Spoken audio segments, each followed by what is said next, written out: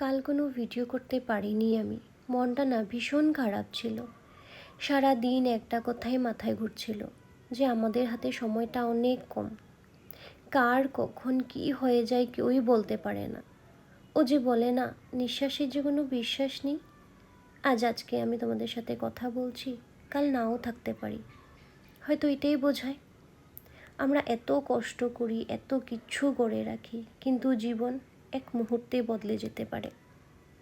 তাই ভাবলাম, যদি সময়টা এতই কম হয় তাহলে নিজের মানুষদের ভালোবাসাটা আরও বেশি করে দেওয়া উচিত, নিজের মনটাকে ভালো রাখা উচিত, আর নিজের স্বপ্নগুলো দেরি না করে পুরা করার চেষ্টা করাই উচিত। কারণ দিন শেষে আমরা হয়তো কিছুই নিয়ে যেতে পারবো না, শুধু কিছু স্মৃতি আর ভালোবাসা ছাড়া।